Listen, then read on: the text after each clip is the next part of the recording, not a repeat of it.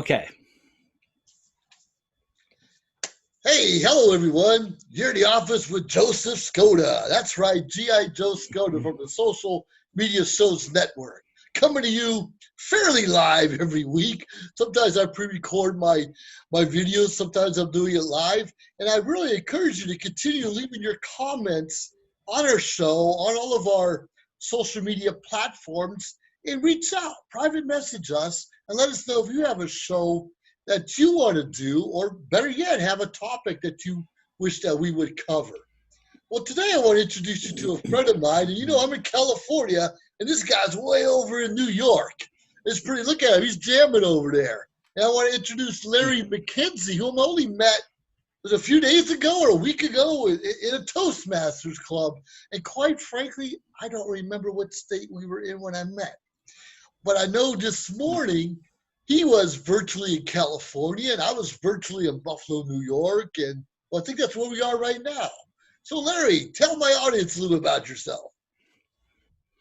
Well, good morning, Joseph, or is it good afternoon? Whatever it might be, it's whatever you want it to be. I have to ask my rubber ducky. Oh, I don't have my rubber ducky with me. But I would like to say good morning, and my name is Larry, and I'm what am I? I am a young 29-year-old, many times over. I live in Lockport, New York, it's right on the Erie Canal. And I have lived here for about 20 years, but I grew up in Niagara Falls, New York. My family is originally from Nova Scotia, one of the oldest fishing villages in Canada, a little place called Canso, C-A-N-S-O. And I've carried that with me throughout my entire life, because whenever someone says to you, you can't do that, Canso. So it keeps reminding, keeps me grounded to where my family is from. Canso. And let's see, I grew up in Niagara Falls, New York, and I had a lot of things going on. I got married when I was 20 years old. I've been married for my life, 44 years this year. Now you can put the math together, figure out, or maybe it's 45. One of those. My wife will remind me when September comes. I thought it was 9 years since you're only 29. Well, I count leap years. Gotcha. Yes, I got married in a leap year. And let's see, we have 4 children, and for my 4 children, I have 11 grandchildren. And you would not know that. Before COVID came around in March, I never had a beard. And so what I said to myself was, let's see, Larry, let your beard grow. I'll tell you more about that in a minute. But as I was growing up, I went to school in Niagara Falls, spent my summers in Nova Scotia. And when I got married, I was working 2 jobs, and then I took the leap of faith.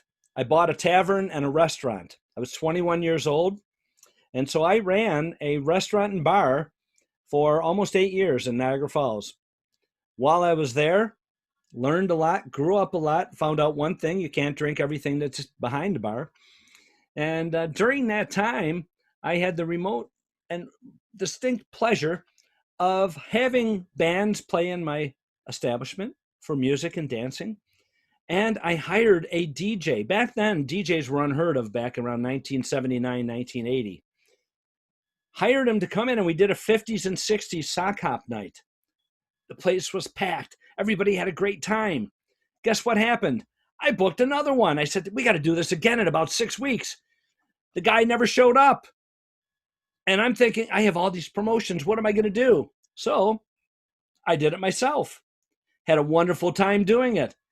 And from there, who would have known a career was blossoming? I sold the restaurant and bar in 1985, worked for about 4.5 years with Prudential as a registered agent. During that time, I was building my business as a disc jockey entertainer. Guess what? 1989, I took a leave of absence from my work. Yeah. And for full time, since 1989, I have been a full-time entertainer, DJ, throughout the years. And it's been a wonderful, wonderful experience. Through those years, I learned a lot. I was in front of thousands of people throughout the years, weddings, parties, and I had to be the person that was motivating and having fun with them. Had a great time doing that. And then 2005 rolled around and I had a serious car accident. Ooh. What happened then? I broke my neck, Yeah. ended up in a hospital bed, not knowing what to do. They put a halo vest on me, and I spent about 4 months immobilized, not knowing what the future held. Well, I had to reinvent myself because of the fact that for almost 30 some years, I've been doing entertainment. I didn't know what to do, but now I couldn't do certain things. I went and rejuvenated myself out in Utah, found a new line of work, Yeah. which was still entertaining, believe it or not. But I had to work smarter. Right. And how did I do that? I started doing themed game shows, educational programs in the colleges and universities. Through our game shows, which are, gosh, we have Black History game shows, we have Women's History game shows, we have different programs that fall into the category of educational programs. We also have fun programs. I do a stage production of The Price is Right. Not only that, back when my children were growing up, they used to have Monte Carlo nights, casino nights at our school where the kids went. That was back in the early 80s. And I said, what a great thing to bring into the entertainment world. 1990, I started doing casino nights. I've been doing casino nights for 30 years. Up until when? March 7th of this year. Guess what happened? What happened? What happened? March 7th, I did 2 casinos. Wonderful events. Great time. And that was the last job that I did on March 7th. Because of the pandemic, the entertainment world, like many of the large entertainers, are not able to perform what they normally would do. Most of my work was in college, university, and corporate market. So therefore, every event that I had, all the festivals and what have you, have canceled for the 2020 year. What did I do? I am virtual. You're reinventing yourself again. I'm reinventing myself. And I started to let this beard grow. And a couple of my grandchildren said, hey, Santa. I'm thinking, my new job. If Santa is having problems in December, hey, I'm his man.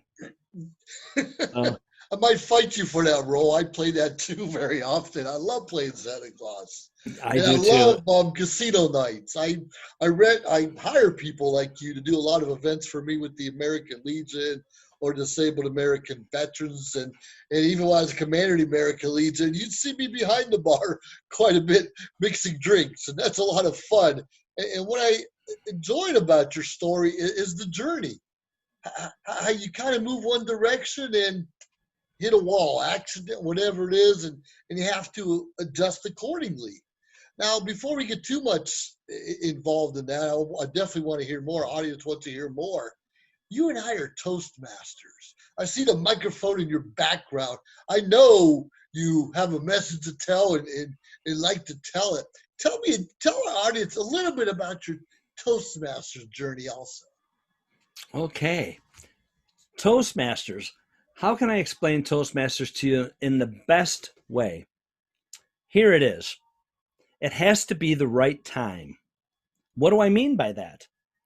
I was working as an entertainer from the mid 80s all the way through to 2016. Do the math on that, 30 some years. Yes, I lost count after 29. That's where I keep stopping. But I had a good friend of mine. His name was Dave Licata. He was a member of a group in Lockport. And Dave invited me every week. Thursday morning, he said, Larry, Toastmasters meeting every Thursday, 7 a.m. We meet from 7 a.m. to 8:30. And you know what? It's worth getting up for, which is the club motto. Well, for 20 some odd years, every week I got that invitation and I never went, because sometimes you feel that even when you're working as an entertainer, you know, I've got it all. I've figured it out. I don't know. I don't need to improve. I don't think. I was wrong, because even though I had been on stage and done a lot of different things with large groups, small groups, when I came to my first Toastmasters meeting one morning And I'll tell you what enticed me. He told me to buy me breakfast. Take a look at me. Yes. So I went, and what he said to me was, Larry, first thing I want you to do, here's the agenda. He went over everything with me. I was enthralled. I was sitting through the meeting. 90 minutes went by, and I was like, oh my gosh, how do I join this club? I was asked to do an impromptu speech that day. I felt very welcome because even though I thought that I knew what I was doing as far as presenting and being on stage or working as a leader, I needed to fine tune that to the point where I had to know what to say, when to say it, and how to cut it to where it needed to be, but also stop using filler words, which are huge. And the other thing was, I didn't know that Toastmasters was such an organization that it's so, how do I put it? It makes you feel as though it's a safe zone because the people are there to help each other and to help you grow. You work with evaluators, you have other input from everyone that's there. And even though I thought that I knew that I was here, I was actually right here. Since then, in 4 years, I have jumped and taken on leadership roles, and I have advanced to the district or to DTM, which is a distinguished Toastmaster. And I would not change one iota other than the fact that I should have done it 20 years ago. But it's never too late, whatever your age is, to continue to learn. That's such a good point. It took me about 3 meetings before I joined. I just wasn't sold right away. Quite frankly, I was scared, even though it was safe and they welcomed me. And I got a free breakfast too because my club met at 7 o'clock in the morning. I still belong to that club as South County Presenters. But it changed my world once I figured out what it was. I went probably for the wrong reasons. I was networking, trying to get people involved in my own business, my own companies, and not realizing there's so much more than signing up people in a business. The experience, the training, and you and I are both DTMs, distinguished Toastmasters, and as you know, that's the highest educational level. From two knuckleheads here who weren't interested in this organization to begin with, and here we are doing that. Tell our audience a little bit about table topics and what that did for your life. Table topics in Toastmasters is impromptu speaking. Impromptu speaking, basically what happens is we have a table topics master. That person presents a question to the group as a whole and then calls on individuals, or some clubs may ask for a volunteer to answer a question between 1 and 2 minutes long. So basically at that point, after you've presented with your question, you stand up and you give a speech from the top of your head from 1 to 2 minutes. Now I've joined some clubs virtually that do table topics for 5 to 7 minutes. That is a challenge at times. But then again, some of us can speak for who knows when. What it did for me was that I had people that gave me some feedback from my impromptu speech at the very first meeting that I attended. What I learned was 2 things. I learned that you not only have to be able to speak, but you also have to be able to listen. And that's one of the things that it helped me with, because it not only helped me with being a better speaker, but it's helped me to be a better parent, a better grandparent, and a better person for a lot of reasons. Because a lot of times when you're having a conversation with a friend or a family member, you hear probably 50 to 60% of what they're hearing, and the recollection of what they're talking about is gone the minute that you lose eyesight with that person, or if you hang up the phone or whatever it may be. Easily. In Toastmasters, when you're doing an evaluation of somebody, you listen intently at their eye contact, their gestures, things that they're doing to help them to be a better presenter. But by doing that, you don't report immediately. You have to wait till you're called upon in the meeting. So you have to pay attention. And what that's done to me is it's taught me to be a better listener and always to listen to what the person is saying to me before I cut them off and give my answer in their mid question. Before you cut them off. I love that. And what I love about this organization also, and I'm sure you can agree with me, we're in over 140 some countries, three or 400,000 members, all walks of life, all age groups. In my clubs, I have someone who's actually 92 years old, and I have people that are 17 and 18 involved in the club. Look at that. There it is. And I have my hats also. Yeah. And I routinely today, the way we're doing virtually, I've had speakers. I've had Larry speak at my club. I had people from Prague and Italy. I've had Japan as well as over to US and Canada. And we take turns speaking because when we get out of that comfort zone, when we stretch ourselves a little bit more, when we get an evaluation from somebody that doesn't know us, we tend to step up our game. Tell us a little bit about stepping up your game, Larry. I love the hat. I love that. Well, thank you. I have to change my hat since you asked me a different question here. All right. So, how I've stepped up my game. One of the things that, well, this looks kind of interesting, but I'll leave it that way. One of the things that I looked at is how I've stepped up my game. I'm trying to figure out, well, I know I've been out of work sometimes for over a year because those were because of injuries. And I had to reinvent myself. I feel what's happening now is somewhat the same. I'm at an age where do I want to still reinvent myself? Well, the way I look at it is I go to bed at night, say my prayers, I wake up in the morning, God willing, because when I open my eyes and I set my feet on the floor, it's a brand new day. What happens with that day is up to me. So the first thing that I do, very first thing, you probably heard this before, but the very first thing I do when I put my feet on the ground and I stand up and I do my little stretch, I make my bed. Do you know why? Because no matter what happens the rest of that day, it could be the worst day you ever had in your entire life. At the end of the day, when you walk into your bedroom and you look down and you say, my bed was made, I accomplished something today. So what I've been doing since the pandemic and everything has happened since March, it's been 4 months since I've physically worked as an entertainer. But what I've done is I've taken on the virtual world. I have traveled to places that I've never thought I'd be. I was in London. I was in Singapore. I was in Jakarta. I visited Australia. And the time zones are interesting. But what also is interesting is to listen to those clubs. I've been to India, Pakistan, and what I've learned from the people from the other clubs is they're as hungry as we are for knowledge and to improve themselves.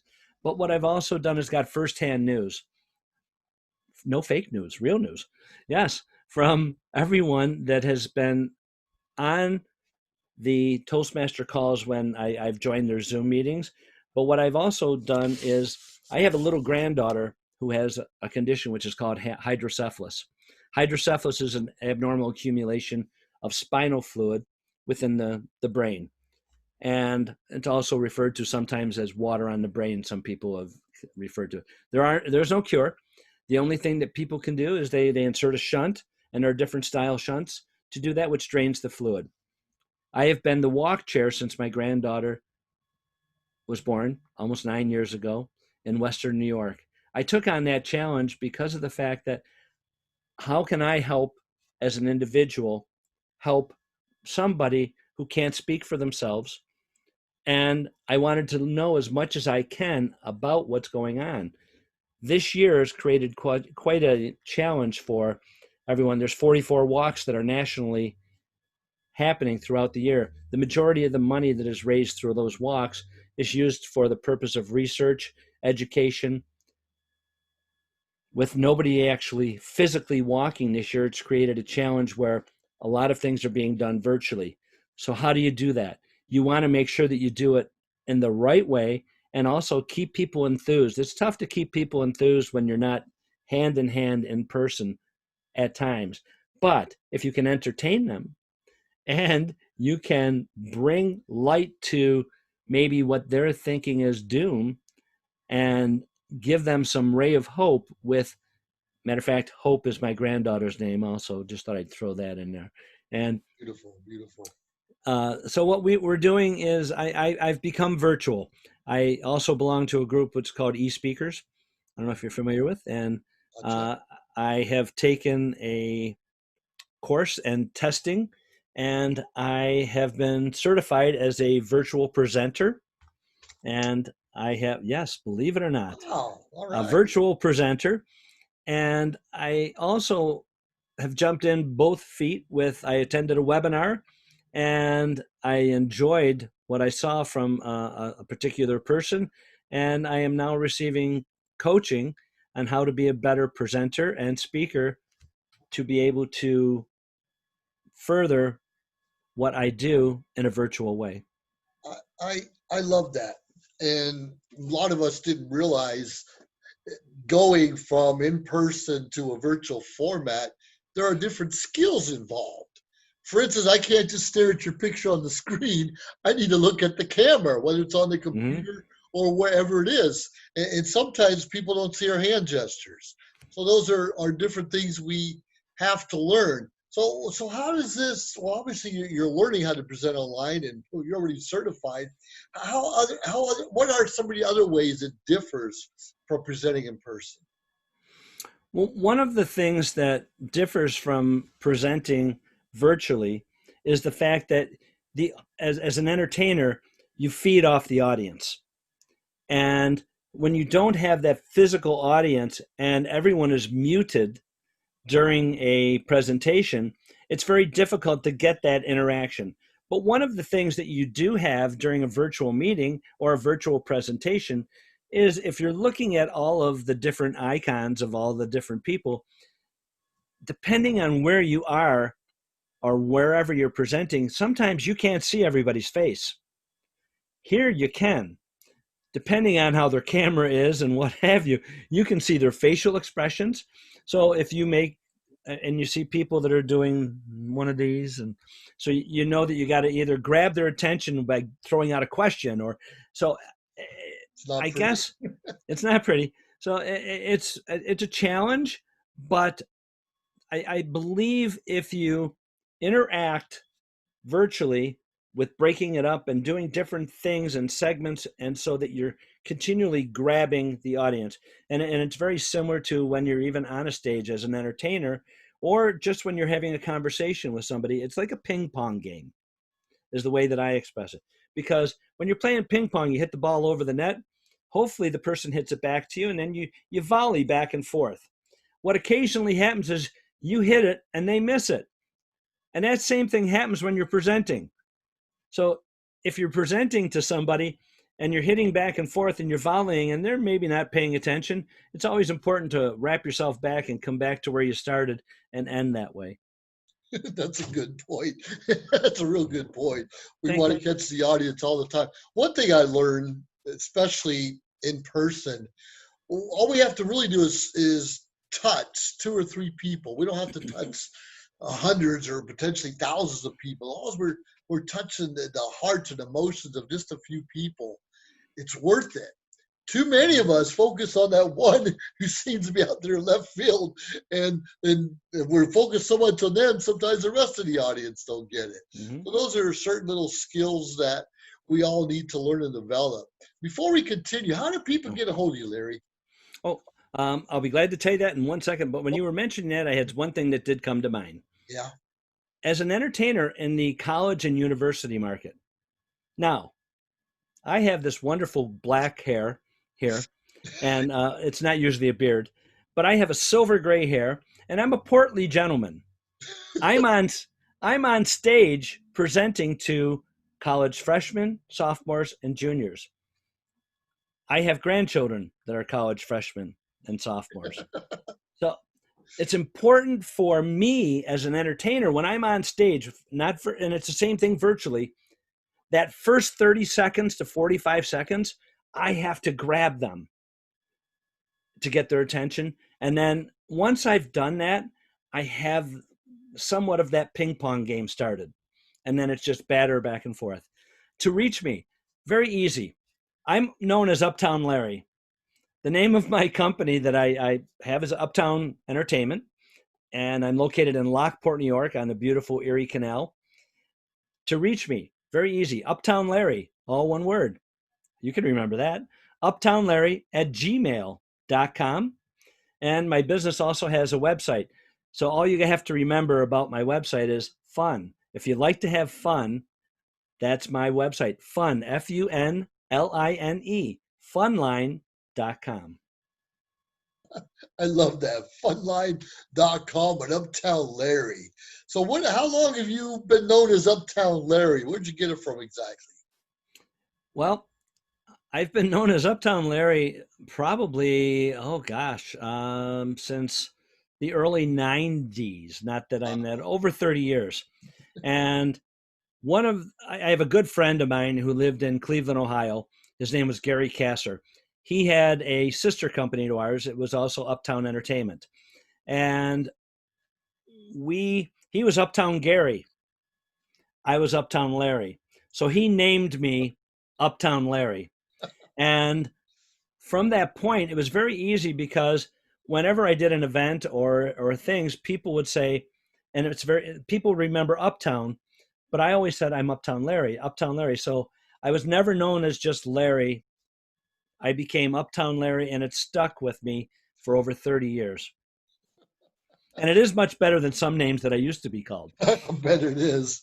I'm from Ohio, right between Cleveland and Pittsburgh, a city called Youngstown. Oh, I've been there. I've entertained there. Is that right? See, Yes. So I'm familiar with these areas. And just a couple of years ago, I spent a week in Niagara Falls. So slowly I turn. Follow it all. And quite frankly, even though I missed the snow a little bit, I'm glad I don't live in it anymore. I agree. I was in Lake Tahoe. I don't know if it was last year or the year before. It was during Thanksgiving, I believe. And we stayed at the Hard Rock Cafe Hotel. It was a lot of fun there on the border. And we come outside, there's snow on the ground. And there was this little boy, probably 6, I don't know, maybe 8 or 9 years old. I can't really tell. We could tell he was just there vacationing. And he saw snow for the first time. And he grabbed this big snowball, and he was in the elevator because we were in the elevator going up, and he wanted to show his mom the snowball. And we were just afraid they're going to show the snowball. Maybe put it on top of the TV set. Here, look what I get, going to melt all over the place. And it's interesting because if you haven't experienced that, if you haven't experienced snow, ice, Buffalo, Niagara Falls, Cleveland, other places in the world, or Uptown Larry, you're missing out. You're missing out. So tell us a little bit more who Uptown Larry is. Who is Uptown Larry? I ponder that question many times to myself. And I think everyone should always reevaluate themselves, not only who you are now, who you were, who you are, and who you will be. And one of the things you hear people say all the time, my parents used to say that. And, I wish I would have listened to my parents. I have said that many times also. But who I am, I'm a sincere person that I love what I do. Work is not work for me. Work is fun. What I do find to be work sometimes is, I don't know, because you know what? I don't think I've ever physically worked a day in my life because I've enjoyed what I do. And it's not about, the riches, the money, because if you do what you love and you do it well, the money is secondary and the money will come to you. And money is something that is, money is a material thing, such as this hat. If I didn't have this hat, would I still be able to survive? Joe may not be able to without his hats. But you know what? I do have another hat over here and another hat over here. So, but I guess you would say the material things are not important to me. What's important to me is to know that I have people that I feel that I'm responsible for in some way, shape, or form to give them the best me possible. Those are my family, my children, and all of the friends that I have met throughout the course of the years. Because if you have a friend or a family member and they're important to you, people today in the pandemic are finding out that tomorrows you never know about. Because you know what? I have done a lot of different things during this pandemic, and one of them is I've reconnected with a lot of the people that when you're working or so-called working or you're busy doing your everyday life, you tend to take for granted all of those things. So I've reconnected with a lot of people, and I found out that, you know what? I still have food on the table. My bills are paid. I'm happy. And I have not been in my truck driving 50, 60,000 miles across the country since March. I have been home and I have the best thing going. You know what it is? What is I get an entire month on a tank of gas. That's always a good thing. That's always a good thing. I know earlier today we were talking a little bit about finding our happy place to get rid of anxiety, stress, the woes of the unknown of our life. And I think you pinpointed it. If you make your profession, your job, quite frankly, what you do, your happy place, everything else comes together. Really appreciate that, Larry.